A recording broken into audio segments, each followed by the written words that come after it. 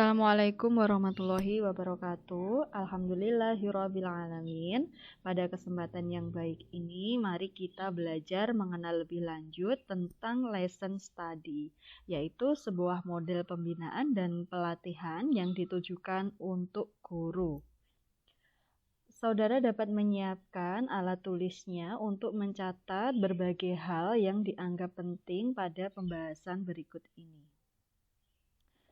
Kalau saudara telah mengetahui tentang pelatihan-pelatihan yang ditujukan untuk guru gitu ya, itu merupakan suatu upaya untuk meningkatkan mutu guru melalui pelatihan.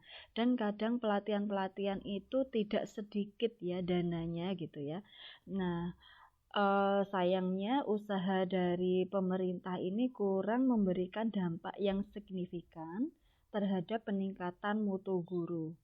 Minimal ada dua hal yang menyebabkan pelatihan guru belum berdampak pada peningkatan mutu pendidikan. Nah, yang pertama yaitu pelatihan itu tidak berbasis pada permasalahan nyata yang ada di dalam kelas. Kedua, hasil pelatihan itu hanya menjadi pengetahuan saja, jadi tidak diterapkan pada pembelajaran di kelas, atau kalaupun diterapkan hanya sekali, 2 kali, dan selanjutnya kembali seperti dulu lagi, yaitu back to basic gitu ya. Hal ini tentu disebabkan tidak ada kegiatan monitoring pasca pelatihan gitu. Apalagi kalau kepala sekolah tidak pernah menanyakan hasil pelatihan kepada guru tersebut gitu ya. Selain itu, kepala sekolah tidak memfasilitasi forum sharing pengalaman di antara guru-guru.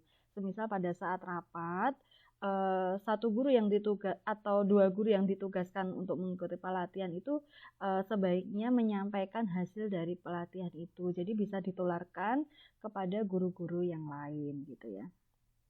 Nah, untuk mengatasi kelemahan pelatihan konvensional yang kurang menekankan pada pasca pelatihan, maka kita gitu perlu mencari model alternatif pelatihan lain yang menawarkan model in-service training yang lebih berfokus pada upaya pemberdayaan guru sesuai kapasitas serta permasalahan yang dihadapi masing-masing.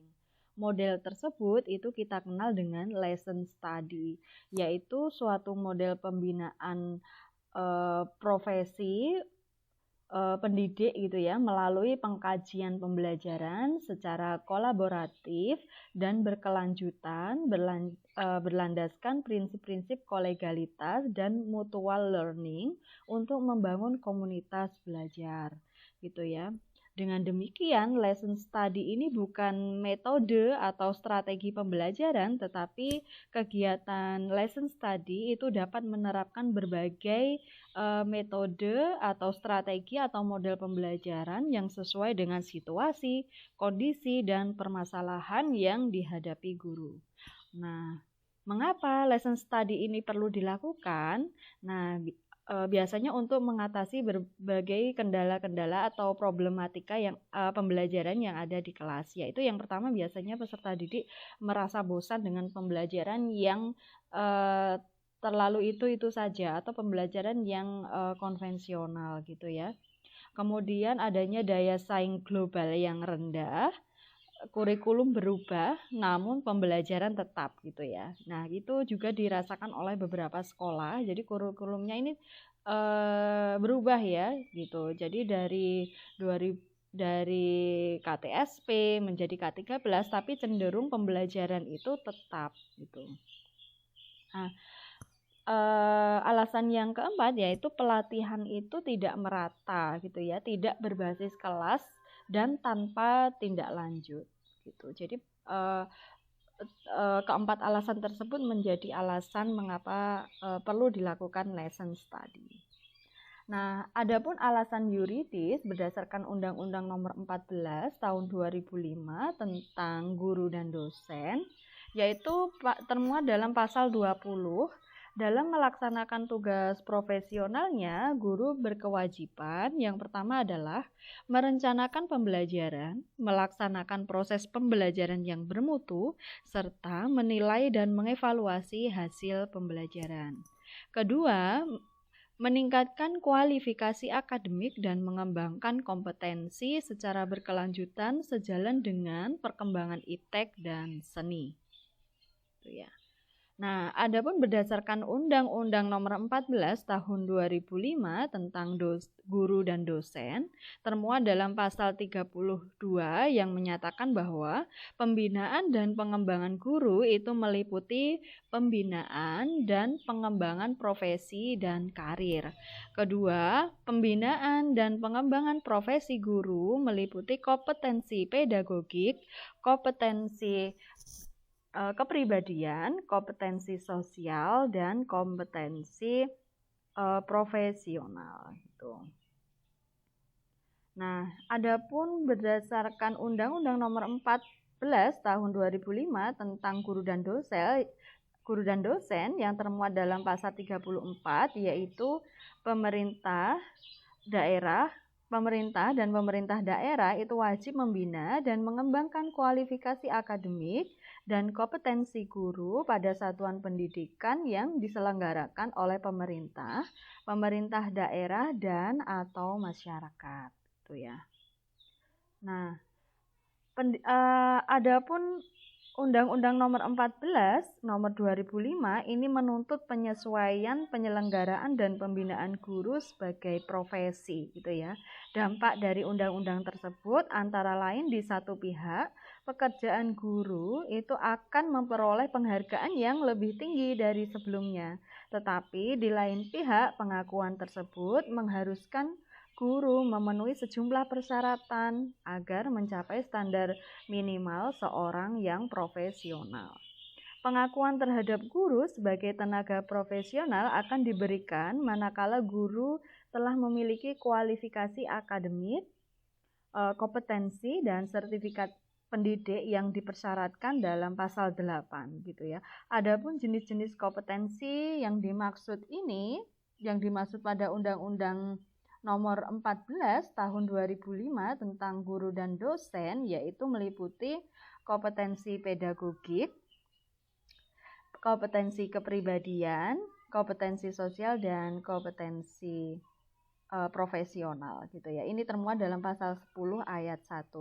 Nah, adapun kompetensi pedagogik ya, coba kita mengingat kembali 4 kompetensi yang harus dikuasai oleh seorang guru dan dosen.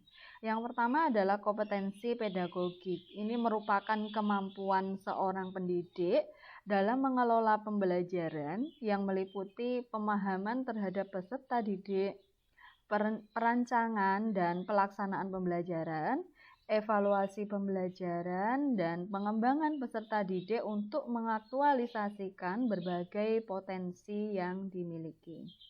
Adapun kompetensi yang kedua yaitu kompetensi profesional, yaitu kemampuan penguasaan materi pembelajaran secara luas dan mendalam sehingga mampu membimbing peserta didik memenuhi standar kompetensi. Ini berkaitan dengan bidang keahliannya masing-masing pendidik gitu ya.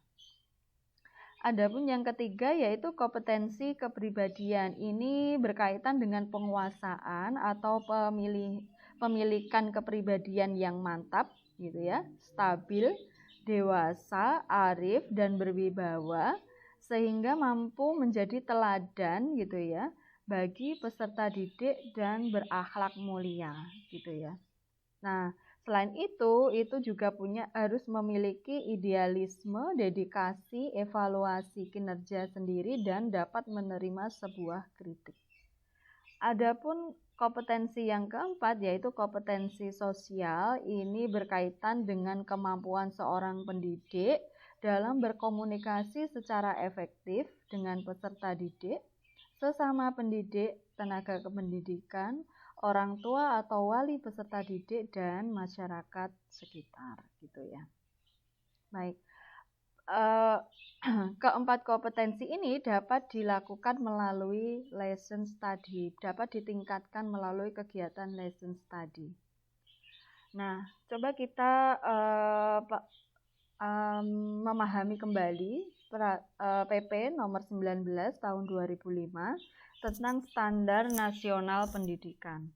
Nah, ini termuat dalam pasal 19 yang menyatakan bahwa satu, proses pembelajaran pada satuan pendidikan itu diselenggarakan secara interaktif, inspiratif, menyenangkan, menantang, memotivasi peserta didik untuk berpartisipasi aktif, serta memberi ruang yang cukup bagi prakarsa, kreativitas, dan kemandirian sesuai bakat, minat, dan perkembangan fisik serta psikologis peserta didik.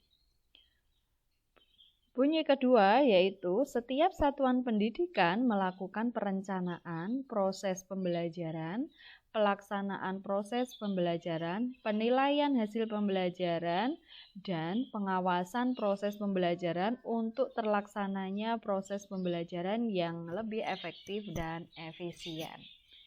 Gitu. Nah, sekarang adapun tujuan utama dari lesson study yaitu dapat meningkatkan pengetahuan tentang materi ajar, gitu ya. 2. Meningkatkan pengetahuan tentang pembelajaran. 3. Meningkatkan kemampuan mengobservasi aktivitas belajar. 4. Meningkatkan hubungan kolegalitas. Yang kelima, meningkatkan hubungan antara pelaksanaan pembelajaran sehari-hari dengan tujuan jangka panjang yang harus dicapai. Kemudian melalui lesson study ini itu juga dapat meningkatkan motivasi belajar baik guru maupun siswa untuk selalu berkembang. Ini ya yang menjadi poin penting menurut saya. Karena dengan kita belajar bersama dengan guru-guru yang lain gitu ya, untuk itu akan muncul gitu ya motivasi diri untuk belajar terus untuk meningkatkan kemampuan diri dalam hal mengajar. Adapun tujuan berikutnya yaitu meningkatkan kualitas rencana pembelajaran. Tentu ya, karena sebuah rencana pembelajaran itu dilakukan dalam rangkaian lesson study, gitu ya. Oke, berikut ini merupakan rangkaian gitu ya atau tahapan lesson study itu dilakukan. Kalau saudara dapat melihat di bagian berikut, ini ada memuat plan ya. Plan itu adalah sebuah perencanaan gitu ya. Perencanaan ini merupakan perencanaan pembelajaran gitu ya.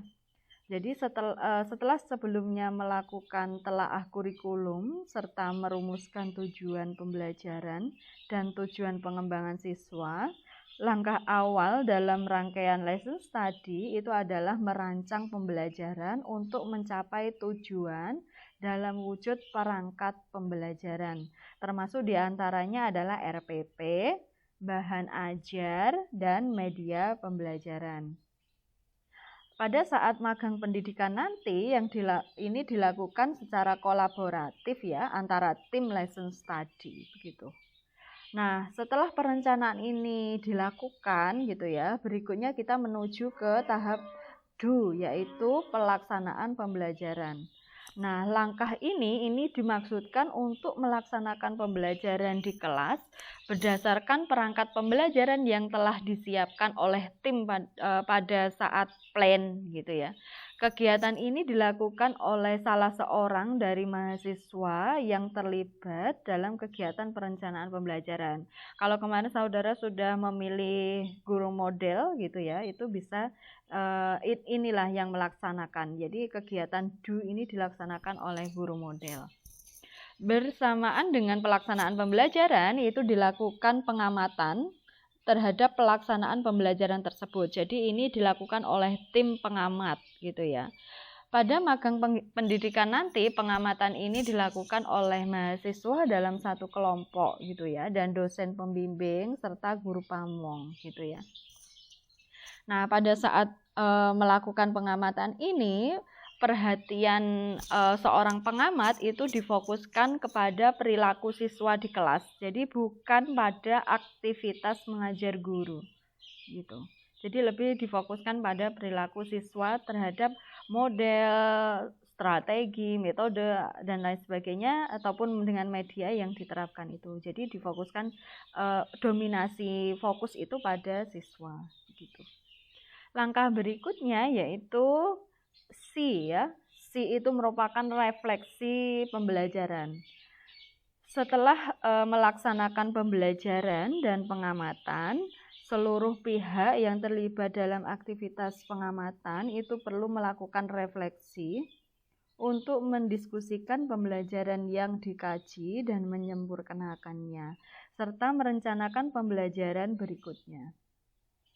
Nah, dalam tahap refleksi ini, pembahasan itu tidak dimaksudkan untuk mengomentari aktivitas guru ketika melaksanakan pembelajaran, melainkan lebih diarahkan pada hasil pengamatan terhadap perilaku siswa selama proses pembelajaran di kelas.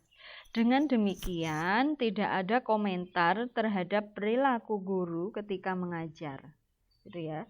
Diharapkan berdasarkan paparan hasil pengamatan terhadap perilaku siswa tersebut, guru akan dapat merefleksi dirinya sendiri, gitu ya. Hasil maksimal akan diperoleh apabila 3 tahap ini gitu ya dilaksanakan secara utuh dan berkesinambungan. Melalui kegiatan lesson study ini, kelemahan guru model pada setiap tahap pembelajaran yang dilaksanakan dapat diperbaiki dan dilaksanakan. Ketika ketiga tahapan ini sudah dilalui secara sempurna dan berkesinambungan, maka bisa diketahui sebuah action research-nya gitu. Itu ya, jadi saling berkesinambungan. Nah, ini merupakan tahapan secara detail gitu ya pada tahap plan gitu ya. Ini contoh persiapan pembelajaran di SMPN 12 Bandung gitu ya. Tahap plan yang dilakukan oleh kelompok guru ini yaitu pertama identifikasi masalah pembelajaran gitu ya. Tim guru itu melakukan identifikasi pada kelas tertentu bagaimana masalah-masalah pembelajaran yang muncul di kelas tersebut. Kemudian berdasarkan masalah-masalah tersebut, guru merencanakan sebuah solusi gitu ya. Dari solusi tersebut dikembangkan sebuah rencana pembelajaran yang berpusat pada siswa, kemudian teaching material dan evaluasi. Berikutnya dilakukan uji coba model. Jadi model guru ya yang dimaksud ini. Gitu ya. Baik. Aplikasi dalam pembelajaran ini pada tahap do ya. Ada masalah untuk dipecahkan siswa. Jadi ketika melaksanakan pembelajaran itu penekanan KD ya, penekanan kegiatan pembelajaran itu pada tunjukkan atau berikan masalah-masalah yang akan dipecahkan oleh siswa gitu ya, munculkan kerja kelompok gitu ya. Setiap siswa itu punya hak untuk belajar, jadi tidak hanya nebeng ke temannya begitu. Jadi kemudian ada laporan hasil kerja gitu. Nah, adapun pada tahap pelaksanaan ini juga bersamaan dengan kegiatan observasi oleh tim observasi gitu ya. Oleh karena itu, observasi ini ditekankan pada aktivitas siswa gitu. Aktivitas siswa ini diharapkan tidak diganggu atau tidak terganggu oleh observer gitu ya. Nah, pembelajaran juga harus menyenangkan dan menantang gitu. Nah, ini semisalnya pada gambar ini siswa itu belajar untuk memahami fenomena alam. Adapun lokal material itu digunakan sebagai sebagai media pembelajaran gitu. Nah, sekarang fokus kepada tim observasi gitu ya. Bagaimana mengobservasinya? Observer atau pengamat itu belajar dari pembelajaran gitu ya. Yang diobservasi adalah interaksi antara siswa dengan siswa, siswa dengan bahan ajar, dan siswa dengan guru gitu ya. Jadi yang perlu disiapkan di sini harus ada bahan ajarnya gitu. Nah, ini merupakan tahap kegiatan pada C, yaitu refleksi pembelajaran atau diskusi pasca pembelajaran. Nah, biasanya secara real di sekolah gitu ya, ini dipandu oleh seorang kepala sekolah. Kemudian guru menyampaikan kesan dan seorang observer menyampaikan saran gitu. Nah, ini kegiatan pasca pembelajaran ini dilakukan sharing lesson learn aktivitas siswa. Jadi fokus yang didiskusikan yaitu berkaitan dengan aktivitas siswa, bukan aktivitas guru. Tidak mengkritik gitu ya. Dan saran itu bisa disampaikan secara bijak ya. Saran-saran yang berkaitan dengan siswa dengan siswa, siswa dengan bahan ajar, dan siswa dengan guru. Sehingga saran yang disampaikan secara bijak dan tidak menjustifikasi seorang guru atau kesalahan-kesalahan guru, mengkritik seorang guru gitu ya, itu akan terjadi sistem mutual learning. Jadi pembelajaran itu pasti akan bermutu. Jadi guru satu dengan guru yang lain tidak saling menyalahkan atau saling memberi kritikan. Namun saran itu disampaikan dengan bijak. Oke, baik. Ini merupakan rangkaian ya, secara detail kegiatan lesson study. Kita awali dengan yang di sini ya. Coba saudara perhatikan yang di sini. Tim lesson study itu bisa mempelajari kurikulum dan menentukan tujuan. Kegiatannya berupa mengidentifikasi tujuan jangka panjang pendidikan dan tujuan pengembangan diri siswa. Adapun yang kedua yaitu mempelajari kurikulum, standar kompetensi dan kompetensi dasar yang akan dipelajari, atau kalau di kurikulum 2013 itu ada kompetensi inti dan kompetensi dasar, atau lebih berfokus lagi pada indikator pencapaian kompetensi. Nah, selanjutnya kita perlu merancang pembelajaran dengan memilih atau merevisi rangkaian pembelajaran yang dikaji. Nah, perancangan pembelajaran ini meliputi tujuan jangka panjang, perkiraan mengenai apa yang dipikirkan peserta didik, rancangan mengenai bagaimana teknik pengumpulan informasinya, RPP yang akan diterapkan, bahan ajar, media pembelajaran, serta sarana-prasarana lain sebagaimana yang ditulis dalam RPP. Rasional mengapa memilih pendekatan, metode, strategi, bahan ajar, media, serta instrumen evaluasi. Jadi itu perlu dipertimbangkan gitu ya. Jadi perlu didiskusikan dalam merancang pembelajaran. Dalam kegiatan plan ini, merancang pembelajaran itu tidak hanya dilakukan oleh satu guru saja, namun dilakukan secara tim gitu ya. Bagaimana menyusun RPP-nya, kegiatannya nanti bagaimana, kemudian menggunakan model yang apa, jika menggunakan media itu segera disiapkan. Jadi seperti pembagian tugas, saling melengkapi gitu ya.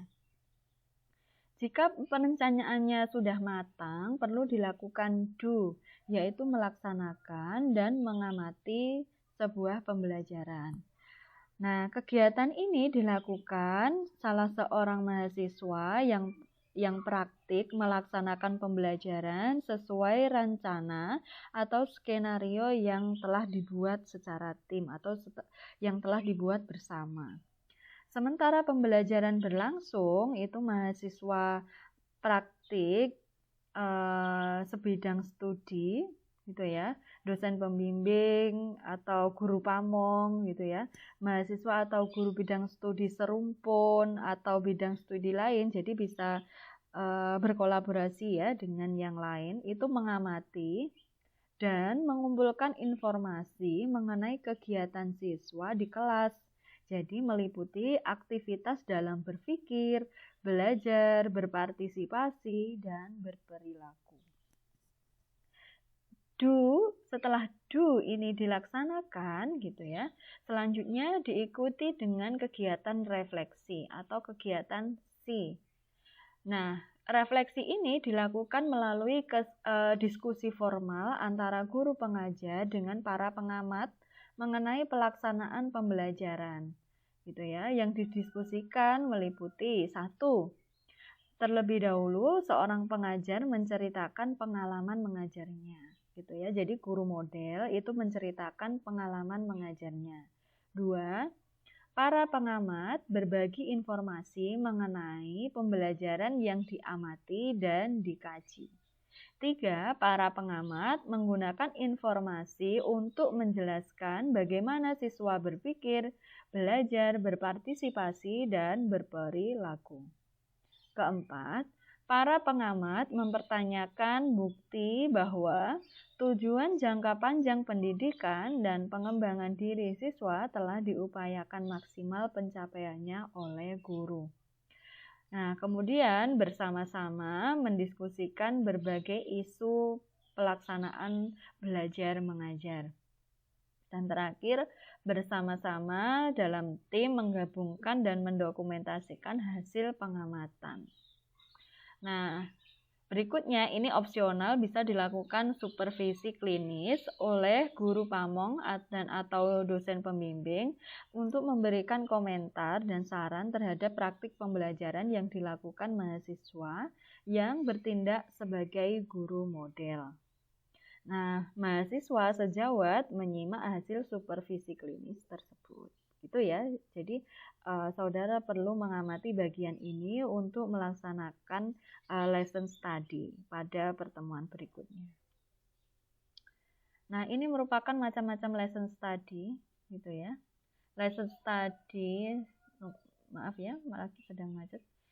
Ini lesson study yang berbasis bidang studi. Ini biasanya dilakukan dalam satu rumpun, Mbak. Misal bidang studi bahasa Indonesia berarti meliputi guru-guru bahasa Indonesia dalam kelompok MGMP gitu ya. Ataupun model yang kedua, ini lesson study berbasis sekolah. Jadi kalau berbasis sekolah karena banyak mata pelajaran atau bidang studinya, berarti ini meliputi guru bidang studi yang beragam gitu ya. Ada sosial budaya, biologi, seni, bahasa Indonesia, bahasa Inggris, dan lain sebagainya begitu.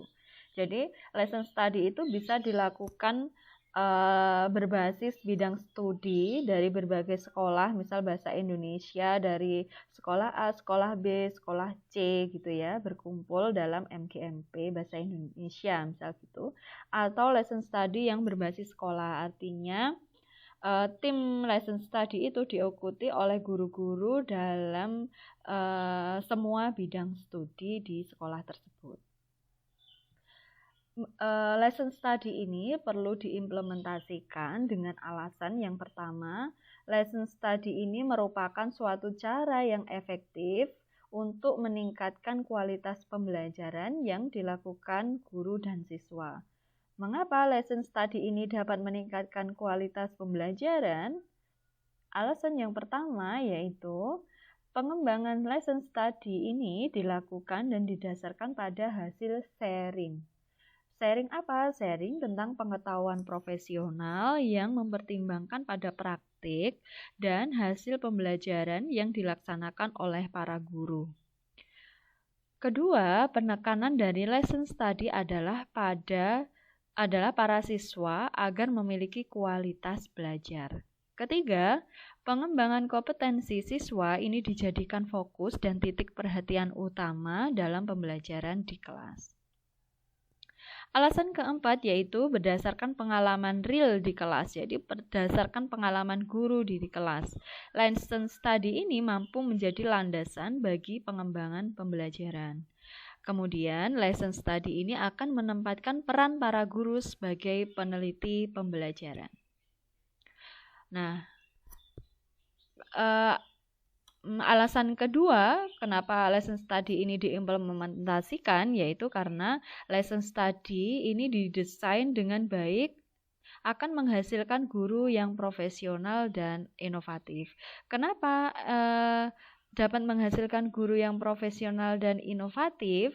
Nah, dengan melaksanakan lesson study, para guru secara kolaboratif dapat menentukan kompetensi yang perlu dimiliki siswa, satuan atau unit pelajaran, dan materi pelajaran yang efektif. 2. Mengkaji dan meningkatkan pembelajaran yang bermanfaat bagi siswa. 3. Memperdalam pengetahuan tentang materi pelajaran yang disajikan para guru. Keempat, menentukan tujuan jangka panjang yang akan dicapai para siswa. Kelima, dapat merencanakan pelajaran secara kolaboratif, gitu ya. Dapat mengkaji secara teliti proses pembelajaran dan perilaku siswa. Ketujuh, dapat mengembangkan pengetahuan pembelajaran yang andal. 8. Melakukan refleksi terhadap pembelajaran yang dilaksanakannya berdasarkan pandangan siswa dan kolega guru. Berikut ini merupakan manfaat lesson study, ya. Lesson study ini bermanfaat untuk mengurangi keterasingan guru dari komunitasnya, khususnya dalam pembelajaran. Lesson study juga dapat membantu guru untuk mengobservasi dan mengkritisi pembelajarannya, kemudian juga bermanfaat untuk memperdalam pemahaman guru tentang materi pelajaran, cakupan dan urutan materi dalam kurikulum. Keempat, ini dapat membantu guru memfokuskan bantuannya pada seluruh aktivitas belajar siswa.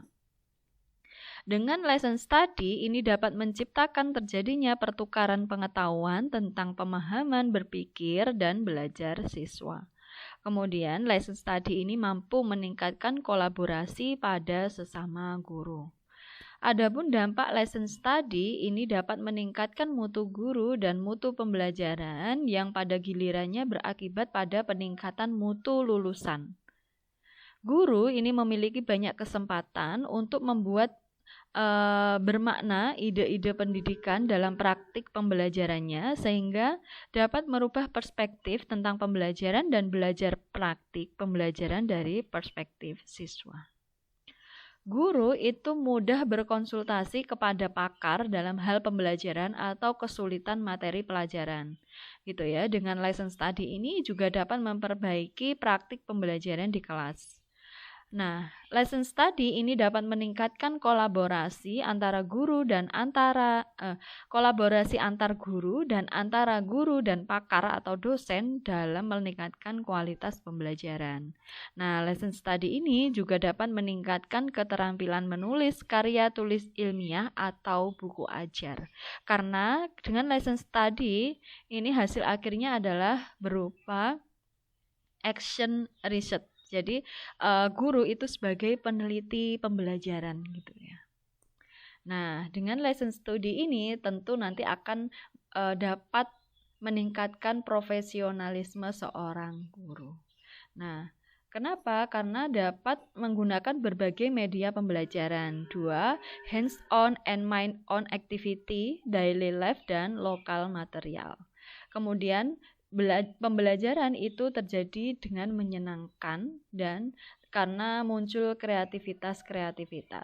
Hasil akhirnya seorang guru dapat menyusun karya tulis ilmiah berdasarkan hasil pengalaman dalam pembelajaran. Guru juga dapat mengevaluasi dirinya sendiri karena adanya muncul sikap keterbukaan sesama guru. Gitu ya. Ada juga leadership dan dapat mengembangkan pendidikan. Baik, inilah model pembinaan profesi pendidik melalui pengkajian pembelajaran secara kolaboratif dan berkesinambungan berdasarkan prinsip-prinsip kolegalitas dan mutual learning untuk membangun komunitas belajar.